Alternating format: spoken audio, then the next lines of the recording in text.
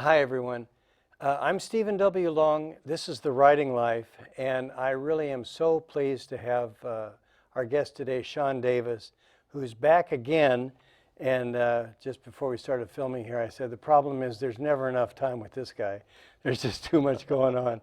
But to get started, Sean, welcome. Thank you. So I'm going to, maybe, I don't know, I'm not trying to throw you a curveball, but I really... No, I love curveballs. All right, well then, we'll count it as that. All right. You're a teacher, among other things, writing teacher. You've given a presentation locally here about writing to work your way through trauma. Yeah, I've given that presentation a lot. Actually, earlier this month, I was at a writing retreat for veterans in Bend. Okay. And that was the topic, yeah. And you have a unique perspective. You have suffered some of this yourself as an Iraq War veteran. My question, and this may be the curveball, is how are you doing? Oh, no, I'm doing great. My secret is to keep myself busy, and it really helps me to help other people, you know. So I was critically injured in Taji, Iraq during a vehicle-borne IED. Right. It was an ambush, and when the truck blew up, they started shooting at us, three machine gunners, and then they started mortaring us. And I was lucky to get out of there, and I was sent home. And I really, because I lost my identity, I feel like, you know, I couldn't be Sergeant Davis anymore, and I couldn't really, you know, cope with what I was doing. But then I thought, like, if I could just get one more deployment, then it'll make my life make sense. And that's when Hurricane Katrina happened, and I volunteered to go down there, and it just didn't make my life make sense. So I got out of the military, and I struggled for a long time with post-traumatic stress disorder. There we go. Yeah, look at that. There's that guy. Here's that young, skinny, good-looking guy. But it was really art that saved my life. If I hadn't started writing and painting and finding a new identity in that, I don't know what I would have done. I was contemplating suicide. Life was so hard, because it's so easy being that guy when you're deployed. You only take care of the mission and your guys, and that's it. You know, those are your two worries. And then you come back here and you're like, who am I? What am I doing? Relationships with people and loved ones and family members, it becomes overbearing, you know, and it just intimidating, and you isolate yourself. And it was really writing about my experience that saved my life. And so that's what I try to do when I teach others, you know, other veterans. We're doing one in May up in the Mackenzie River where I live for veterans and first responders. So hopefully we'll get that. So I'm going to keep doing that. Okay. Go across. But really, when you did it here, I was in the class. Oh. and I remember that, and this I'm paraphrasing, but you said it doesn't have to be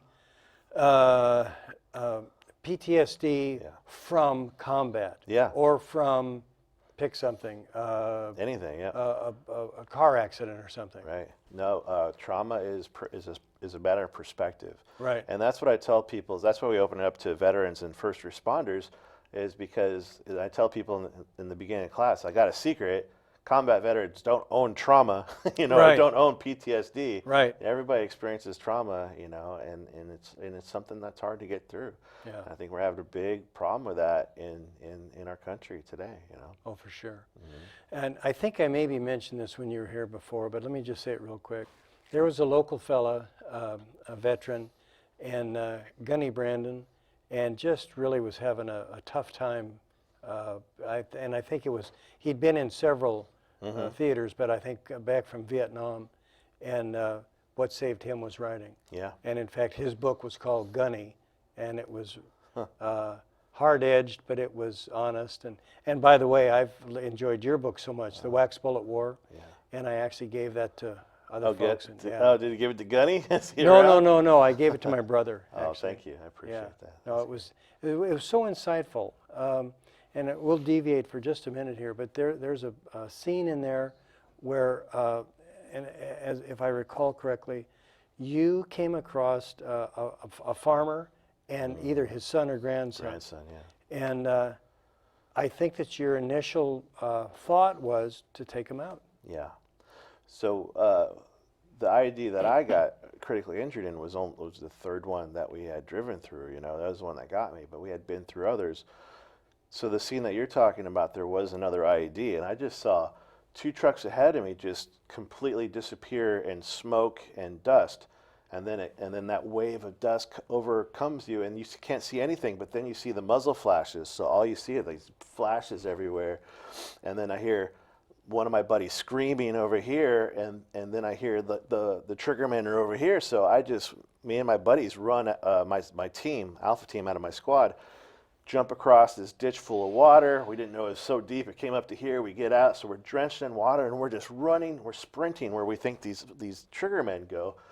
And we still hear my buddy screaming. We don't know if he's dead or what. And so all we can think is like, we got to get these guys. We got to get these guys. And then you get mad because, you're sprinting and your body can barely go that fast, and you're just full of mud and water. And so that's heavier, but it's also 120 degrees outside. So you're just full of hate, you're just full of hate. And so we busted into this orange grove, and then there was this older gentleman, and I think it was his grandson, and we're like, kill him, he's here. He must have something to do with it. He's pretty too close. But what saved me was, it was just, the orange grove was beautiful. Isn't that something? And it was just the nature and the way the sun was there, and I'm like, what are we doing? We're just all humans, Right. Poor guy is trying to just make a living, and probably show his grandson how he's doing stuff. Yeah. So I went from like wanting to kill this guy to like, wait a minute, we have to take a minute and think about this. Right. Some of my other guys didn't do that. I was going to ask you how you calmed them down. By being in charge, Yeah. because I had experience because I was in Haiti during the revolution, and when I was in Haiti, I was a private. I was, somebody was telling me what to do, and they didn't. So, to go back and talk about this a little bit more, when we went to Iraq, I learned Arabic. I read the book of Quran. I learned about the history of Iraq. The reasons I did that is because no one did that when we went to Haiti. And I was terrified of everybody in Haiti because everyone looked different than us. Everyone spoke a different language. Everyone believed differently than us. And it was so easy to demonize these people and be so upset at me being there. I didn't want that to be the case for anybody that I was in charge of in Iraq. So even though they were upset, like, no, we got to smoke them. And, they know something. I was able to talk to the guy, and I believed him. He didn't know what was going on. In Arabic, you spoke to him. Yeah. And so we were able to, but that's the hardest part of war, it really is. And if you talk to Gunny or anybody else, I think that they would agree the hardest part is deciding who not to kill. Because it'd be easy to kill everybody that's over there that's different than you are, and in some cases you'd get an award for it, but it's deciding who not to kill is really the hard part. And then I don't want to misinterpret this, but I think you said when you went to responded to Hurricane Katrina, that was tough too. Some parts it was harder, Yeah, because that's what you said. people are, it's just like us. You go to a war zone, everybody looks differently, everybody speaks differently, and everybody believes differently, but then you go to a war just as bad of a battlefield, a war zone, and it's your own country, and people were killing themselves over what they can find in convenience stores because it was just anarchy. Everything was just insane. There was no water, no food. You'd see a dog drinking from the flood water in the morning, that dog would be dead in a few hours because of what was in there. So contaminated. Oh, it's so bad because, think of what's underneath your sink, you know, or think of a gas main or anywhere, it's just all mixed together. And then the dead bodies that were in there as well. And so it was pretty horrifying there. Yeah. Well, moving on to your new book. Yeah. Oregon Wildland Firefighting. I read that you have been fighting fires on and off for, 20 years? Yeah, I started actually in the military. The first time I got a real red card was in the Oregon National Guard during the Biscuit Fire, and that was 2001, I believe. And then when I got out of the military and started teaching, I just kind of felt like I needed something to do, something to get the blood flowing again. So my buddy Damon Faust talked me into going out and fighting wildland fires again, and I loved it. It was great. So I had done it, been doing it for years now. This year I didn't go out, but I would have been an engine boss on a Type 6 engine, and it's a lot like the military. I would think. You don't, except for no one's shooting at you. And Well, but instead of there are calling other for fire, dangers. you call for water. Yeah, yeah. Oh yeah, yeah. I mean, we've been in some pretty dangerous places. We were in a fire tornado, 2 years ago, up on a ridge. 30-mile-an-hour coastal winds came in right when they were doing a burn, and everything just started going around us, and we had to evacuate the whole ridge. And since we were in an engine, we were the last ones out, so we had to make sure all the people on foot, all the line crews, got out because we had water, in case that was our last line of defense. And so it's kind of hanging out there until everybody got out while you're in a whole fire tornado. I was videotaping it, putting it on Facebook, but my wife didn't appreciate that. Oh, it must have terrified her. Now, this is after the fact. In other words, she knows that by that point Yeah, you're safe. but I was, But nevertheless, I was videotaping while we're up there and taking Right. pictures. Yeah.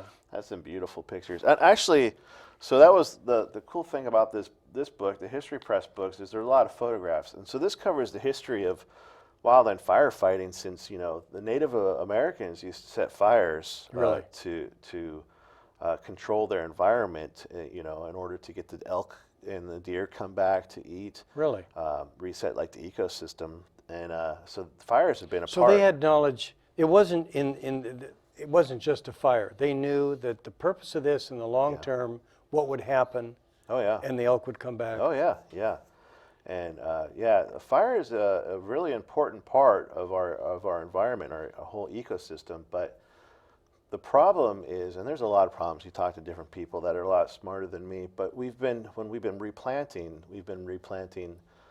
in a way that's just not as natural as it should be. Like you put a bunch of Doug firs in one grove over a certain amount of acreage, and they grow so dense next to each other, that's going to be a problem. You want a variable canopy, which is, different sizes and such. And I go into more detail in this book, but really it covers going back,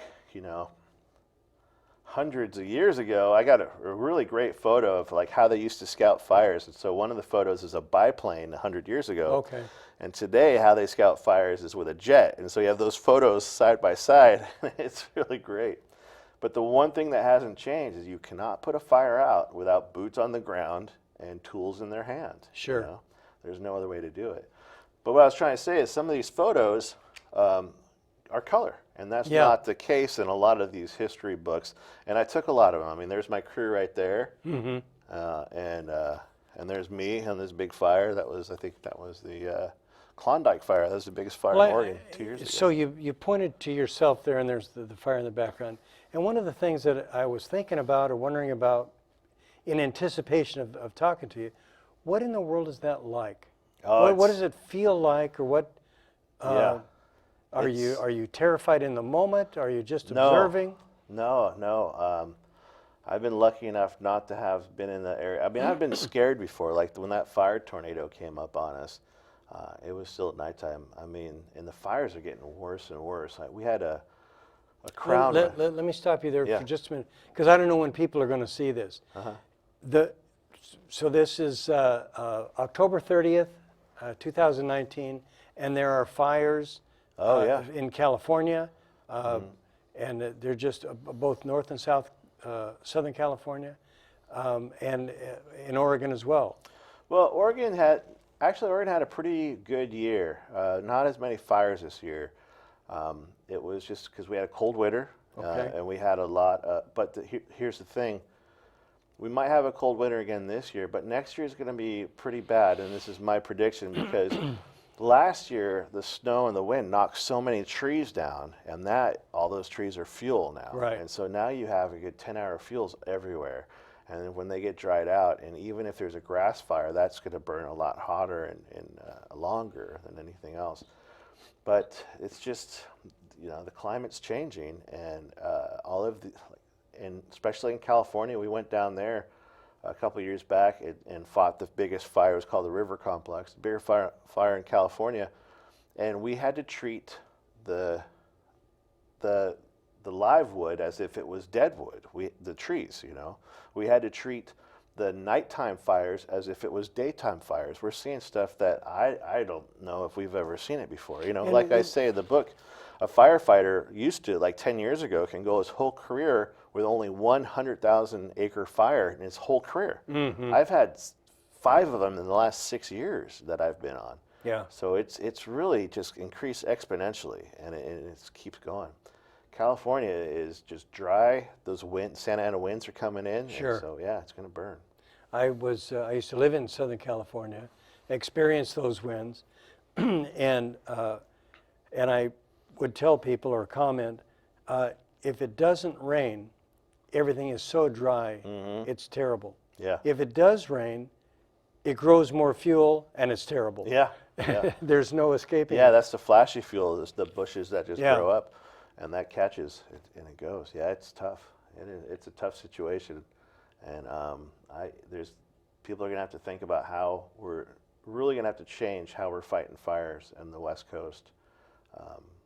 Well, you started to say, and I interrupted you, but you were talking about attacking something at night as if it were the day and Yeah. so on. What's the difference? Well, What do you do differently at different times? well, at night, so we have what's called relative humidity, and Okay. that's so if it's raining, 100% humidity, Right. And if it's really hot and dry, you go all the way down to 0% humidity. When you're 0% humidity and you throw out 10 matches, 10 fires are going to light. So at nighttime, when the RH is up, the fire's going to sleep. A big 100-acre fire, we call Okay. it. All right, it's calming down, it's going to sleep. It'll shrink a little bit, but in the daytime, when the RH goes down and the heat comes up, it'll just start going again, especially if there's wind. Sure. And so we're fighting. It's not going to sleep, I guess is what I'm trying to say. Even the RH isn't going up at night, or even if it is, it's burning so hot because the actual fuel is so dry that it's impossible. Because we had a crown run at 3 o'clock in the morning 2 years ago, and that's when the fire gets up into the canopy and just comes at you. You're talking fire that 100 feet tall, a wave of fire 100 feet tall. You can't fight that. You just say, all right, we're pulling out. Sure. And so we had to leave. To see that at 3 o'clock in the morning when the RH should be so high, it's insane. It's insane, and it's happening, Okay. So you firefighters are superheroes. I mean, especially the hot shots and the people, the hand crews, they're just amazing, Let's talk about that. But before, you talked about treating live trees like dead trees. Yeah. And what's the difference there?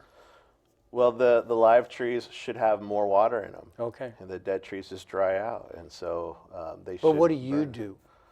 Well, if they're burning, you have to let them burn. Yeah. I mean, unless you have a lot of water, but like our engine only has 300 gallons, and so Really? yeah. After that, I mean, depending on what size hose and nozzle you use, you can be out in just a couple of minutes. Sure. But dousing a tree is really not an option. They're using a lot more foam now. Okay. Okay. They're dropping retardant out of Phos aircrafts. check, is that? Yeah. Yeah. They're dropping retardant out of aircrafts.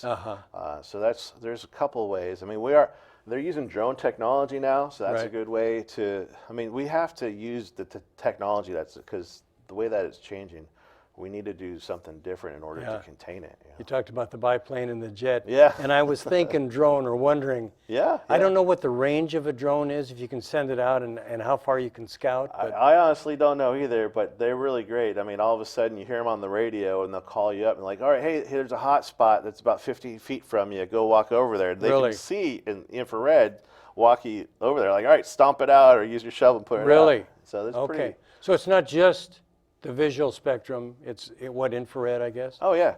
And so they would be great finding spot fires, because spot fires Okay. is when the fire comes up and it shoots out flaming debris, and then it lands in front of the fire, and then that'll burn to the fire, or the fire will burn to the spots. Right. And so if you can see those and put those out, then you can help contain the fire. Okay. I interrupted you. You're talking about the guys. And I can imagine, the physical stamina, for one thing. Yeah. And again, the attitude to keep going. Oh, yeah. These guys are working up to 16 hours a day for 2 weeks straight without a day off, And Yeah. then once you get to the end of your 2 weeks, you can say, all right, let's re-up. We only get 1 day off to refit, and then we'll do another 2 weeks. So, I mean, you're going 29 days with only 1 day off in the middle of it. That's amazing, Yeah.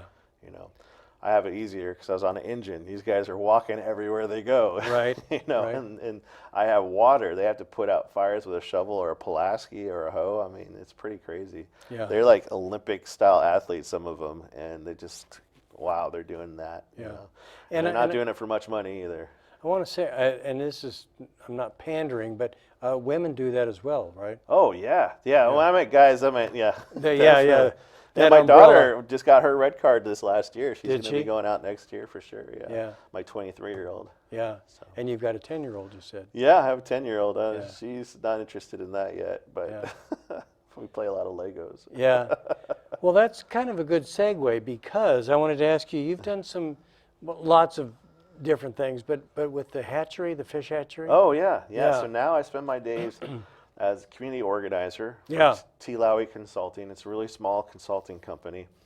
And what we do is we look for opportunities in our community to take advantage of, and we look for problems to solve.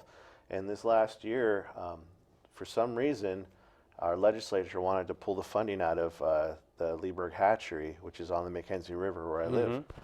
And that would have meant it would have decimated the economy of the people on the river. Yeah. And so what we did was we got together and we gathered up community members and we drove down to Salem and we testified, and my daughter, my 10-year-old that's what daughter made me testified, She testified in front of the committee of Ways and Means and said, we need to keep this hatchery open. I'm Yeah. so proud of her. Yeah. Sure. But like a couple dozen people, I'd say probably 30, 35 people from our community, and that's really big for our community. Oh, sure. And we did that for months. We fought really hard, and it looked like it was going to close, and looked like we might keep it open with partial funding, and then it was going to close again. But finally, we got full funding for it. So Yeah. it's open, and we got the trout contract back, so it just makes more sense, and so we're happy about that. Yeah. And that's what I get to do. You know, Yeah. I love my job. Well, you were saying that this is such an ideal, because you get to write as well. Oh yeah, Yeah. yeah. So there's so much that you've been up to, but I read about, or I saw, it's a book, I guess, The Jesus He Deserves. Yes, that is a group of short stories that came out after this one. It's a small press in Portland, and it's all up in Portland for sure, but it's all also on Amazon and all that. And it's a bunch of short stories of me growing up and my father. So I grew up. So this is a collection of short stories, but it's not an anthology. It's all you. No, there are two other authors. Okay. Yeah. All right. And so, but I have the most stories in it, and the title is off of one of my stories. So, The Jesus He Deserved. My father was an alcoholic. He was abusive. He was a scoundrel in some parts of his life. And so when he died, my brothers and I drove down to Woodlawn Cemetery in L.A., and the guy who ended up pushing his body into the crematoria had a name tag named had Jesus, and he was this guy. Jesus. Yeah, Jesus. Yeah. He had slick back hair, a big mustache, had a sugar skull tattoo on his neck, and that was the Jesus my dad deserved. And so Isn't it's that kind of something? like something like, he robbed the liquor store where I lived with me and my brother in a car in the parking lot. There's stories about like that I had to write about. And Well, I put got to them get that. down. Yeah, it's pretty fun. Yeah. It's pretty fun. Well, it looked like that you're collected in a lot of anthologies. Yeah. From the titles, they appeared to me to be primarily sort of war-related. Well, City of Weird is all about Portland, Oregon. Well, and that's where I was That's- going. That's the different one. Yeah, Yeah.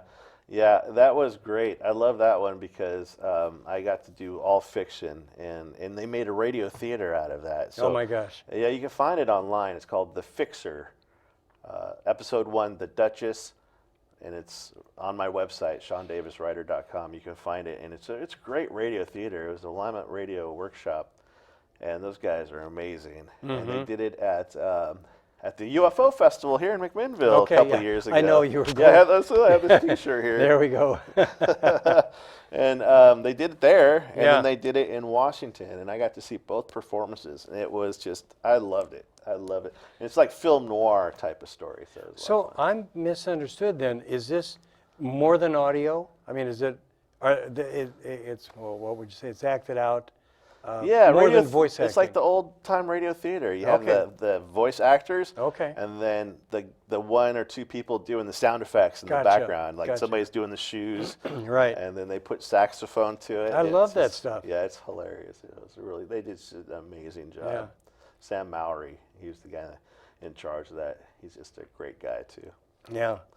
Well, you've had, I'm shifting gears a little bit, but you've had a lot of exposure. You've talked a lot of places, but you were interviewed on April Baer's Oh program. yeah, OPB. Yeah. She wanted to talk about the fires and the book that's coming out. Uh-huh. And So was that an older interview? Is that what, a year yeah, ago? that was a year and a half ago, I think. Okay. No, I was on fires. I was on the fire talking to her. So. Oh, that, I thought you were in the Yeah. studio. I No, didn't know. but I have done that before too. But I forget what it was. Yeah. I can't keep track of the projects that I do sometimes. Well, you do a lot. Now, before we get and run out of time, two quick things. You ran for mayor of Portland. Portland, yeah, Yeah. I came fourth place. I Ted told somebody still that- texts me every Veterans Day. He's like, "Hey, happy Veterans Day." And Yeah. we became kind of friends, but he's got a lot of issues going on right now. Yeah. Yeah. So that's something. But I also want to mention you are supporting the Doug Dunbar Scholarship. Yeah, so every dollar that I would have made from, so how it works with the writer gets about 10% of the cover price, and so every 6 months you get a check for whatever that comes Right. to, and I'm donating that check to the Doug Dunbar Memorial Scholarship. So Doug and I were on the same baseball team in McKenzie, where I grew up in elementary school, and he ended up living his life. He was a wildland firefighter, and he died in Storm King in 1994. Now, this is in a fire? Yeah, that's in Colorado, Storm Okay. King Fire. He was part of the Prineville Hot Shots, and so I'm donating all the money that I would get for his memorial scholarship. Yeah. Again, in anticipating you coming, they talked about Only the Brave, I think Only the Yeah. Brave, yeah, Yeah, which is a movie about the hot shots. yeah, but that was in Arizona. That was the it was a different one. I forget now, but it was a great movie. I liked it. Sad, very sad. I haven't watched it, but I understand it's very emotional. It is. Yeah. Yeah. All right. Well, I think we better stop. Yeah. But Who knows what we'll talk about next? yeah, we'll do it again though. Oh yeah, yeah. Sean, Hey, thank you so much. Just great to see you again. Yeah, it's good to be back. Oh, I good. love coming here. It's Yeah. great. Good. The All right, whole folks. That crew of great people. they're terrific. Yeah. Thank you, guys. Yeah, thanks, guys. I've said I just show up and talk. Everybody else does the work. So, well, thank you so much for watching. This is The Writing Life. I'm Stephen W. Long. My website is stephenwlong.com. Sean's is, SeanDavisWriter.com. yeah, really super stuff. And I want to get that other book too. Oh, great. Yeah. Yeah. Sorry I don't have a copy. Yeah, I'll trade you. All right. Thanks, folks. See you next time.